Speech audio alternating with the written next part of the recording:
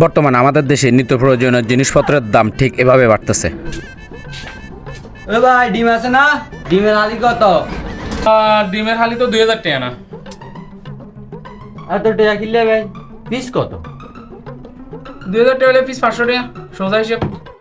কি এখন কাইল তো ডিমের পিস 450 টাকা করে আসছিল, আজ যখন 800 টাকা।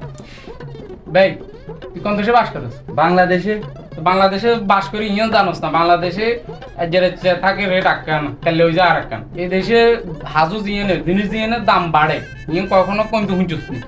না তো তাহলে আবার প্রশ্ন এগুলো গেল, এত দাম হলে কেনে লো মু ভাই, একখানা কম রান্না, একখানা কম রাখলেও তো লইতে হয়। না রে ভাই কম রাখুন যাইতো না রে ভাই, কথা কিছু কথা বুঝছিস নি। ডিমের ব্যবসায় না আর কয়টা লাভ হয়, ডিম এগে বেচলে না আটা না থাকে, কিছু করার না রে ভাই। দিন যত যার তত ডিমের দাম আরো বাড়তে থাকবে, কথা কিছু কথা বুঝছিস নি।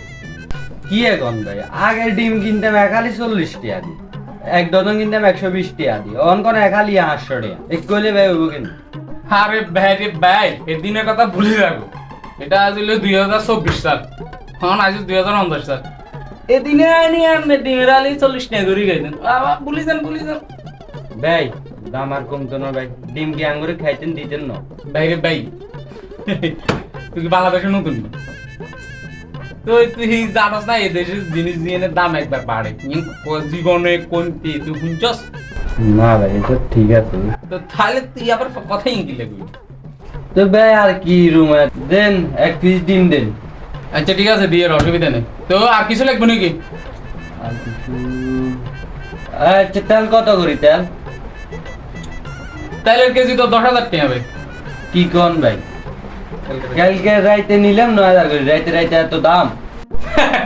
আরে কমি নে, তেলের দাম সেকেন্ডে সেকেন্ডে বাড়ে। তোরা আগে কইছিস না তুই বাংলাদেশে আসস, বাংলাদেশের জিনিসের দাম সেকেন্ডে সেকেন্ডে বাড়ে, কমতে কোনো জন শুনতি না, এটা হচ্ছে ভুয়া কথা। তাহলে লিটার যদি 10,000 টাকা হয় তো ভাই 1 কোটা কত? কোটা তো কোটা আর কত, এক কোটা 570 টাকা রাখা যাবে। কথা হচ্ছে কথা বুঝছিস? কে দিতাম নি? বর্তমানে বাংলাদেশের জিনিসপত্রের দাম ঠিক এভাবে বাড়তেছে। এতে করে আমরা যারা মধ্যবিত্ত গরিব আছি তারা দিন এনে দিন খাওয়া তো দূরের কথা, সংসার চালাতে হিমশিম খেয়ে যাচ্ছে। আসলে এর শেষ কোথায়? এভাবে চলতে থাকলে তো আমাদের দেশের মানুষ না খেয়ে মরতে হবে।